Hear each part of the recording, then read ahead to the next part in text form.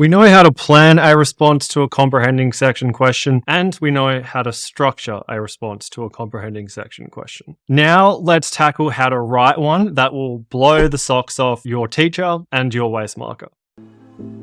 Everything you need to easily pass English ATAR. English ATAR made simple. Powered by Saints Coaching.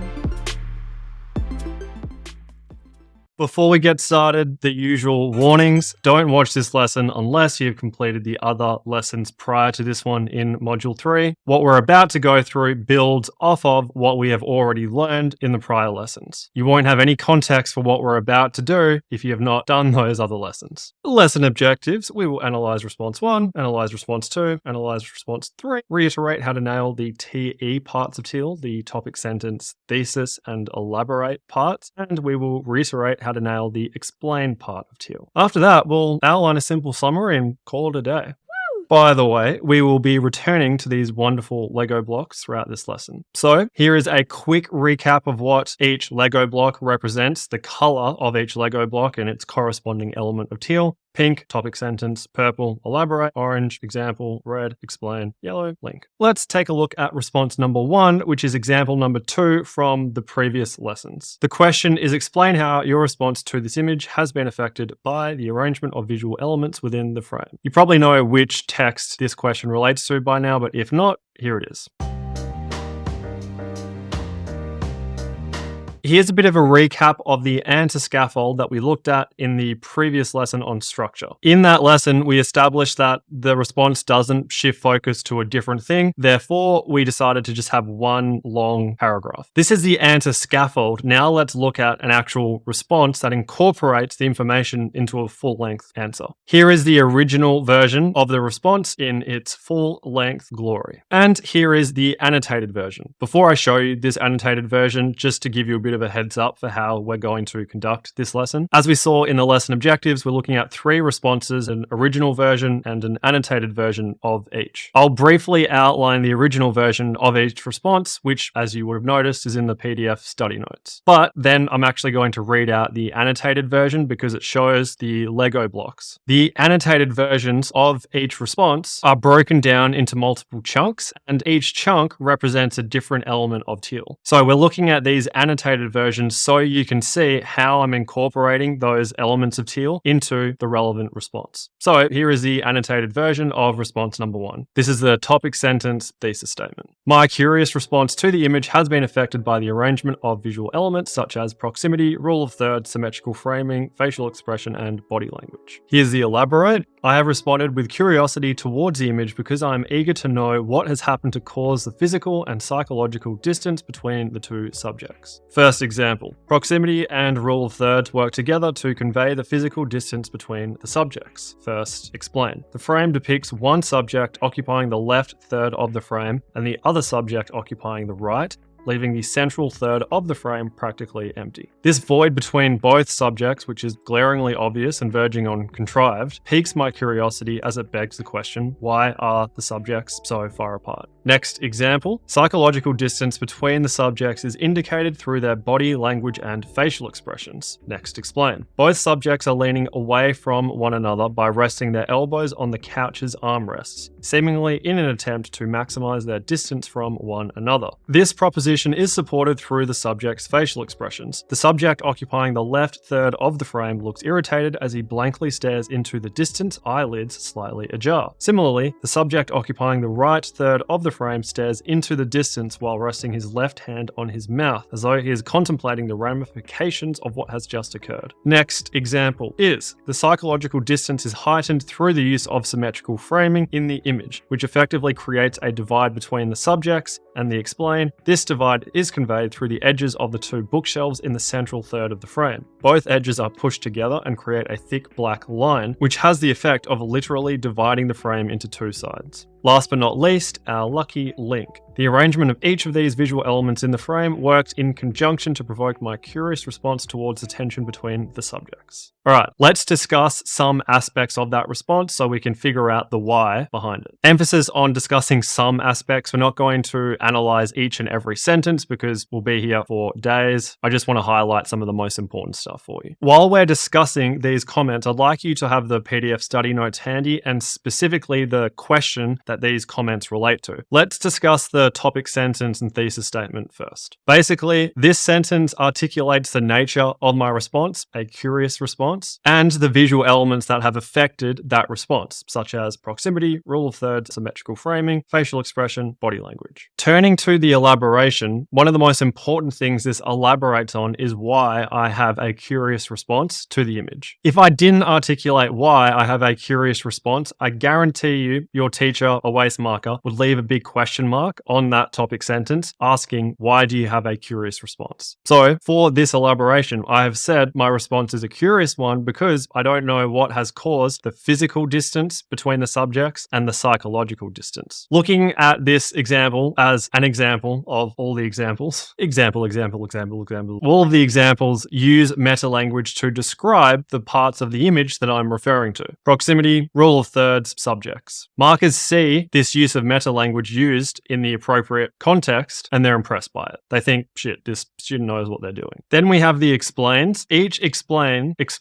the effect of the examples and relate each effect to the question. Here I'm saying that the use of proximity and rule of thirds in the image is creating the void between the subjects, and because of that void, my curiosity is piqued. My curious response is created because I want to know why the subjects are so far apart. Finally, the link basically says the same thing as the topic sentence and elaboration, but it just uses different words and it says it in a more concise way. In this link, you'll notice I'm just hitting the key parts of the question, so I don't need to repeat myself too much. Instead of repeating what the visual elements are, I'm just saying these visual elements, and instead of explaining what produced my curious response, I'm just reiterating the fact that I had a curious response, while also teasing that response was elicited because there's some sort of tension between the subjects. And that is response number 1, done and dusted. Let's have a look at response number 2, which is example number 4 from the previous lessons. Our question is, explain how 3 visual language features in this image engage you in the world of the bodyboarder. Surprise, surprise, this is the image that this question relates to. Here is our anti-scaffold that we looked at in the previous lesson. As we saw, we shifted focus twice from one visual language feature here to another one here, and then one more shift in focus from here to here. You'll recall that the reason why we shifted focus, the reason why we had multiple smaller paragraphs rather than one long one, was because each visual language feature individually engages me in the world of the bodyboarder. Therefore, they can stand alone as their own mini paragraphs. If all 3 of these visual language features collectively engage me in the world of the bodyboarder and not separately, then it might make more sense to just have one long paragraph. Here's the original version of the response, and here is our annotated version. Topic sentence: framing, juxtaposition, and camera angle engage me in the world of the bodyboarder by depicting it as one that creates a symbiosis between humans and nature. So that's my overarching thesis statement, and then I go into the mini paragraph starting with this topic sentence. The framing of the image engages me in the bodyboarder's world through its depiction of the wave surrounding him. This is the example. The image is framed in such a way that captures the barrel of the wave at a point where it looks like it is a shelter for the subject. Explain. This, of course, reflects the unique ability of an image to capture a moment in time. In reality, the bodyboarder in the image must work with the wave, timing his entry into and exit from the barrel at precise moments to ensure it remains a mere shelter and not an engulfing force. That is mini paragraph number 1. Now let's look at mini paragraph number 2. Juxtaposition is another feature that engages me in the world of the bodyboarder. The example: the bodyboarder and the aquatic surroundings in the foreground are juxtaposed with the cityscape in the background. The explain. This juxtaposition is achieved through composition and symbolism. With regards to the former, the barrel of the wave in the foreground is depicted as though it is about to crash onto the built-up cityscape in the background. On a symbolic level, this could be interpreted in a variety of ways. One such interpretation is that the bodyboarder's aquatic surroundings represent freedom, exhilaration, and chaos, whereas the buildings that constitute the cityscape are emblematic of corporate captivity, monotony, and order. The juxtaposition between these representations encourages me to favor the world of the bodyboarder as he literally rides the wave. That's mini paragraph number 2, and our last mini paragraph with this topic sentence starts as follows. The use of a point of view camera angle immerses me in the world of the bodyboarder. Then we go into our example. The camera angle has this effect by capturing a point of view that one would have if they were surfing the wave behind the subject. Then the explain. As a result, viewing the image makes me feel like I'm in the barrel with the subject, calculating the opportune moment to exit. This kind of immersion encourages me to ponder how I would personally work with the wave through subtle adjustments of body and board. Finally, to finish off the response, we've got our link. Each aforementioned language feature works in a unique way to engage me in the symbiotic world of the bodyboarder and the ocean.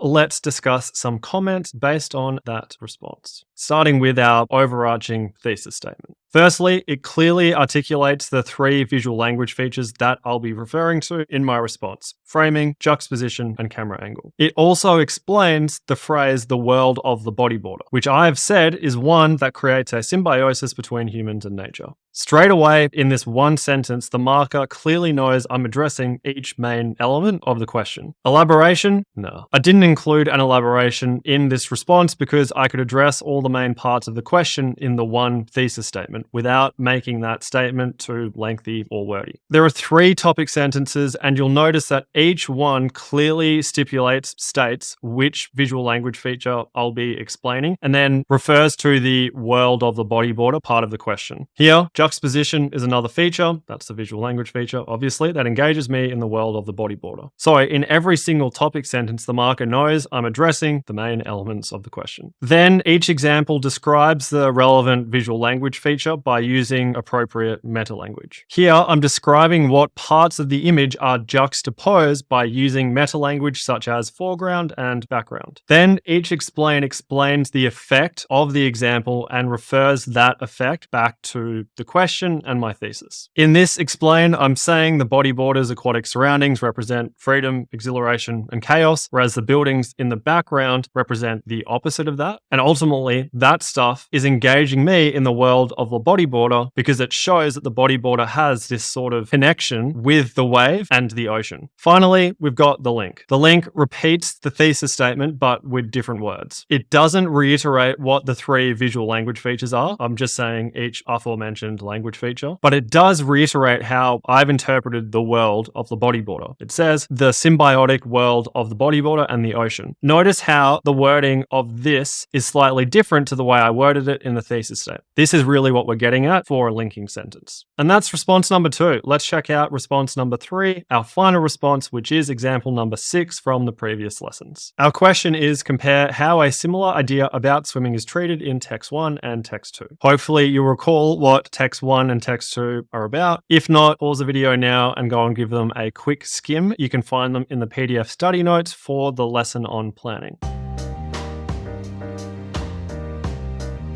And here is the answer scaffold that we came up with in the previous lesson. We said that the response shifts focus once. It shifts focus once from how both texts discuss the favorable aspects of swimming to how both texts discuss less favorable aspects of swimming. And here is the original version of the response. It's a big boy, but don't fret. We will be looking at this in the next lesson on how to review your response. In the meantime, let's look at the annotated version of this response, starting with our thesis. Text 1 conveys the idea that swimming in public pools, despite its challenge, is a convenient way to take refuge from the Australian heat. On the other hand, text 2 conveys the idea that swimming is a graceful, meditative, and challenging activity. That's our thesis. Now let's check out the elaboration. In this way, both texts convey favorable and unfavorable aspects of swimming, yet the way in which those are treated differ. Text 1 treats its idea about swimming with diction and balanced sentences, whereas text 2 employs figurative language and varied syntax. So that's our first little mini paragraph of the response that establishes what the thesis is and an elaboration of what my thesis is. Now let's go into the first mini paragraph. This is the topic sentence. response. Text 1 employs lexical choice to convey the idea that swimming is a convenient way to take refuge from Australian heat, whereas the similar idea that swimming is graceful and meditative in text 2 is treated with figurative language. Here's our first example in this mini paragraph. Law uses language such as rambling, architectural mess, incorrect, trapped, barely slept, looking boiled, and then we transition into the explain,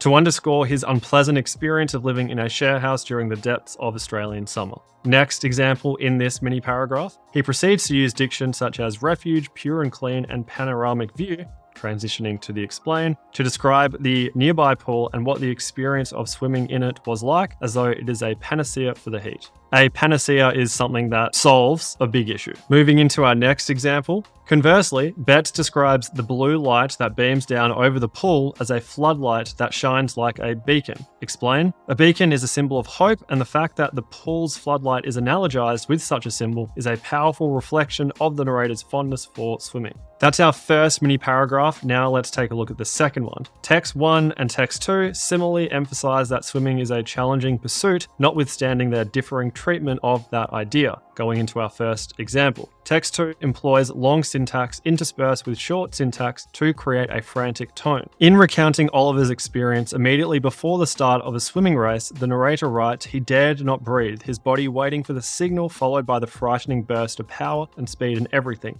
It was terrifying and addictive." Our explain of this example, the lack of a comma between burst of power and speed suggests Oliver has not a moment to pause and compose his thoughts, ultimately highlighting the challenging yet alluring nature of competitive swimming. Then into our second example. Text 1, on the other hand, uses a balanced sentence to describe the challenging nature of swimming. Lord notes that his experience at school swimming carnivals was ostensibly fun but deeply competitive.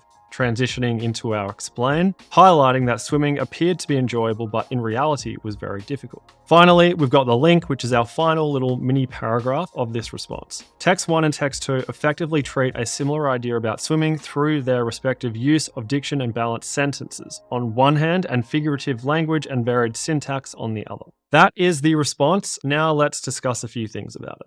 Regarding the first paragraph, you need to state the following things in order to address all the elements of the question. Firstly, the idea in text 1. Secondly, the idea in text 2. Thirdly, how those ideas are similar. I couldn't do all of that in one sentence or even two without making it overly long, hence 4 sentences. The first 2 sentences outline the similar ideas and collectively constitute the thesis statement. And the last 2 sentences here are the elaboration. They elaborate on the similarities between both ideas and state how each one is treated. Now referring to this chunky, meaty part of the response. As I said earlier, I break up my 2 main paragraphs in this response by looking at the positive aspects of swimming that both texts discuss in this paragraph, and then the negative aspects of swimming that both texts discuss in this one. Discussing both texts within each paragraph is an easy way to make the WACE marker believe you're addressing the compare part of the question, even if you aren't addressing it that well. And on the topic of comparison questions, a brief side note. Another great way to tell the marker that you're addressing the compare part of the question is to use transition words and terms like the following. We've got alternatively, comparable to, conversely, equally, however, in contrast, in the same way, likewise, on the contrary, on the other hand, and rather, similarly, unlike, whereas, yet. Try and incorporate as many of these words and terms as possible when you're answering a comparison response, either in the comprehending section or the responding section. Let's take a closer look at this first paragraph. This topic sentence outlines that it will be discussing the positive aspects about swimming that each text discusses. It also states how each aspect is treated differently. Text 1 uses lexical choice to say that swimming is a convenient way to take refuge from the Australian heat. There is the treatment and there is the idea. For text 2, swimming is graceful and meditative, and it treats that idea with figurative language. Overall, both ideas are positive and they're treated in different ways through different language features. The first example and explain constitutes one sentence, as does the second example and explain. Side note, that is a-okay. Just because example and explain are separate elements of TEEL, it doesn't mean that you can't have them together. In other words, you can blend them if that is just the way that your writing flows. In this case, 2 examples were necessary for me to substantiate, back up the idea in text 1 that swimming is a convenient way to take refuge from Australian heat. This is a third example and explain in the first main paragraph. It refers to evidence from text 2 to substantiate the idea that swimming is graceful and meditative. The example is describing the floodlight like a beacon, and my explanation of that describes what the symbolism of a beacon is. Next up, we've got our second main paragraph. This second topic sentence outlines the other aspect of the idea about swimming in the text, but it doesn't state how each aspect is treated differently. The how is addressed in each example. You'll note that this second main paragraph has more orange than red. In other words, it has more example than explain. It's challenging to prioritize the explain part of your response in comparison responses because you typically end up referring to twice the amount of evidence than you would in a normal response that doesn't require you to compare two texts. As I said in the previous lesson, you want to aim to apportion most of your words to the explain, but as you can see here, sometimes that doesn't happen. We can't all be perfect. Finally, we've got the last paragraph, which is just one sentence, and that is, of course, our link. The thesis and elaboration stated what idea about swimming each text conveys, how those ideas are similar, and how those ideas are treated. This link reiterates how those ideas are treated, but doesn't reiterate what the similar ideas are, nor how they're similar. What I'm trying to say here is both the thesis and elaboration at the beginning of the response and this link both address the essential elements of the question, but just in different ways. And that is the chunky part of this lesson done. We've looked at the three responses. Now let's discuss how to nail the TE parts of TEEL. As we saw in the lesson objectives, the next section of this lesson will discuss how to nail the explain part of TEEL. We're focusing on the TE and explain parts of TEEL because they're the hardest to execute and they're where most marks are awarded. We're not going to go into much depth on the example because we've already spent an entire lesson on how to incorporate textual evidence in analytical responses. And the link, as I've already said, is just a summarized version of your topic sentence, thesis statement, and elaboration. So returning to this topic, how to nail the TE parts of TEEL. You can nail the topic sentence, thesis, and elaboration parts of TEEL by ensuring they address the main elements of the question. Let's take a look at a couple of examples, and these examples come from the responses that we've just gone through. Response number 1, the relevant question, explain how your response to this image has been affected by the arrangement of visual elements within the frame. And this is the relevant topic sentence, thesis. My curious response to the image has been affected by the arrangement of visual elements such as proximity, rule of thirds, symmetrical framing, facial expression, and body language. Have the PDF study notes handy and specifically take a look at the question while we're going through this discussion. So the main elements of this question per step 4 of the planning steps that we looked at 2 lessons ago are as follows. We've got the arrangement of visual elements and how they lead to my response. So looking at the arrangement of visual elements first, I address this main element of the question in these underlined parts of my topic sentence thesis statement. I reuse the word arrangement in my thesis, and then I actually explicitly state what the visual elements that I'll be referring to are. Proximity, rule of thirds, symmetrical framing, facial expression, and body language. Regarding my response, we've already discussed this. My response was curious. That is the adjective I am using to describe my response. That's response number 1. Now let's look at the topic sentence and thesis statement of response number 2. The relevant question is explain how 3 visual language features in this image engage you in the world of the bodyboarder. And this was the topic sentence thesis. Framing, juxtaposition, and camera angle engage me in the world of the bodyboarder by depicting it as one that creates a symbiosis between humans and nature. We'll recall from the lesson on planning that our main elements of the question per step 4 are 3 visual language features and how they lead to engaging me in the world of the bodyboarder. Regarding the 3 visual language features part of the question, I have specified 3 visual language features in my thesis. They are framing, juxtaposition, and camera angle. Then regarding the world of the bodyboarder part of the question, I've said the world of the bodyboarder is one that creates a symbiosis between humans and nature. Last but not least, we have response number 3. The question, compare how a similar idea about swimming is treated in text 1 and text 2. This is the relevant topic sentence and elaboration. Our main elements of the question that we identified in the planning lesson are as follows.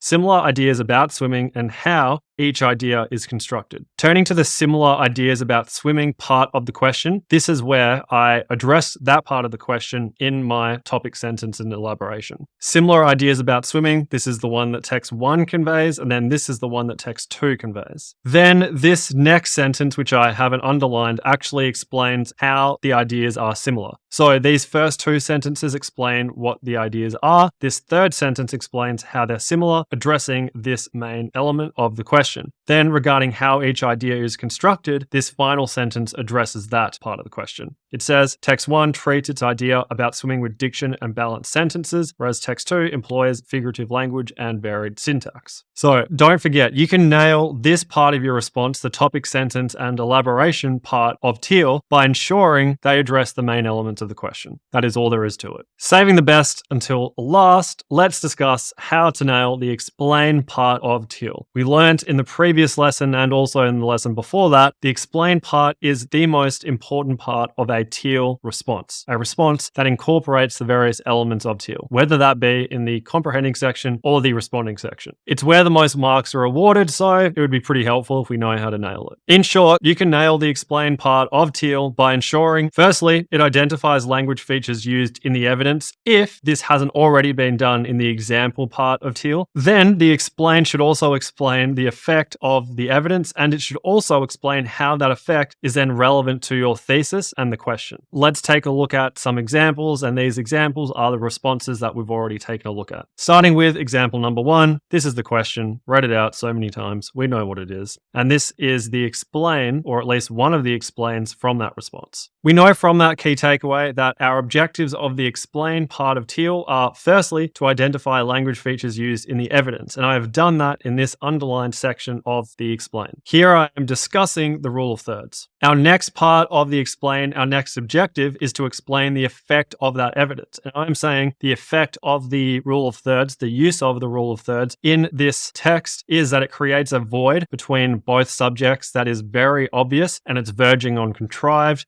which just means it's verging on forced. It's not very subtle. Our final objective is to explain how that effect is relevant to my thesis and the question. My thesis said that the arrangement of visual elements provoked a curious response. Here I am saying how one of those features piqued my curiosity. This part relates to my overarching thesis. That is our first example response. Let's take a look at example response number 2, the question, 3 visual language features, world of the bodyboarder. You know what it is. This is the explain, one of the explains. Our objectives of the explain part of TEEL, our first one is to identify language features used in the evidence. Note, the language feature was identified in the topic sentence and example part of this paragraph, and therefore didn't need to be repeated in the explain. Regarding the explain the effect of the evidence objective of the explain, we have this first sentence. As a result, viewing the image makes me feel like I'm in the barrel with the subject, calculating the opportune moment to exit. So the effect is I feel like I am in the barrel with the subject, with the person, with the bodyboarder.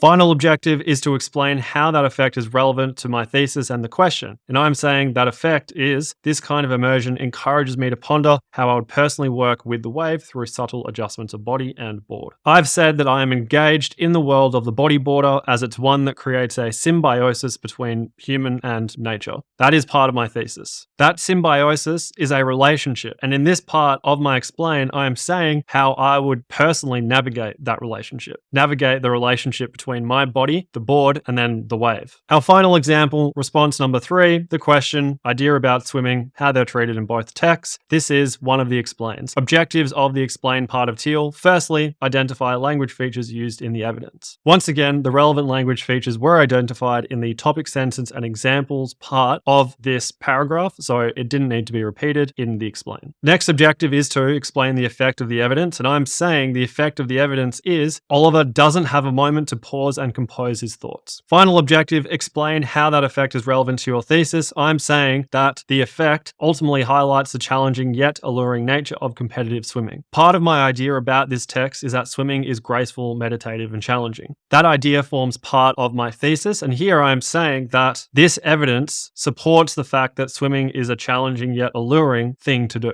By reusing some of the words from my thesis statement in this explain, I'm telling the marker I am connecting the dots, that my whole response forms a coherent whole.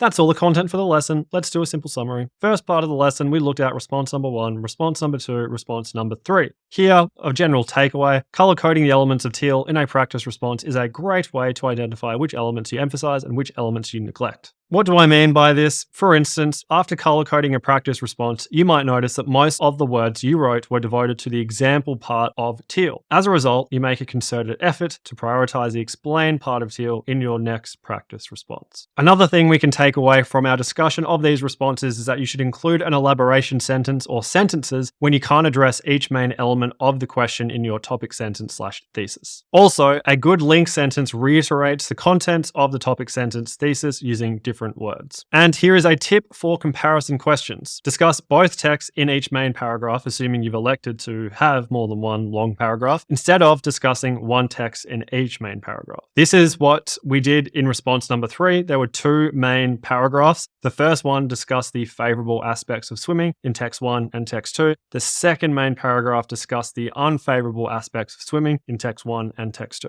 That is an example of discussing both texts in each paragraph instead of discussing one text per paragraph. The former approach makes it clearer to the marker that you are in fact comparing the texts. Also, don't forget to use transition words like alternatively, conversely, equally, similarly, etc. Another thing to note from our discussion of these responses, the example and explain parts of TEEL need not constitute their own separate sentences. The example and the explain can in some instances actually just form one sentence. I'd say that is not as common as the example and explain forming their own sentence or sentences, but just know that you can do it. And that's really what's said on the slide here. Sometimes you might begin your explanation of an example in the same sentence that states the example. After we looked at those 3 responses, we then discussed how to nail the TE parts of TEEL. The key takeaway here, you can nail those parts of TEEL by ensuring they address the main elements of the question. Regarding this question, the one about the body border, the 3 visual language features leads to world of the body border. You know you need to discuss 3 visual language features such as framing, juxtaposition, and camera angle. And you also know you need to articulate the world of the body border, such as the world of the body border is one that creates a symbiosis between humans and nature. Finally, we discussed how to nail the explain part of TEEL. You can do that by ensuring, firstly, it identifies language features used in the evidence. Secondly, it explains the effect of the evidence. And thirdly, it explains how that effect is relevant to your thesis and the question. For example, in relation to this past WACE exam question, you should identify the language features used in the evidence. For instance, the frame depicts one subject occupying the left third of the frame and the other subject occupying the right, leaving the central third of the frame practically empty. This is referring to the rule of thirds. After you identify the language features, you should then explain the effect of the evidence. For instance, this void between both subjects is glaringly obvious and verging on contrived. After that, finally, you should explain how that effect is relevant to your thesis and the question. And this is how I did that in this response. Piques my curiosity as it begs the question, why are the subjects so far apart? And that's it for this lesson. The overarching objective was to show you how you can incorporate the concepts about structuring a response that were discussed in the previous lesson in an actual answer. I hope this lesson made you realize that answering a comprehending section question doesn't have to be that hard, especially when you've done a good plan for it. As I've said many times throughout this course, the best way to effectively prepare for English ATAR is to engage in practice writing. And that is exactly what the activities for this lesson require you to do.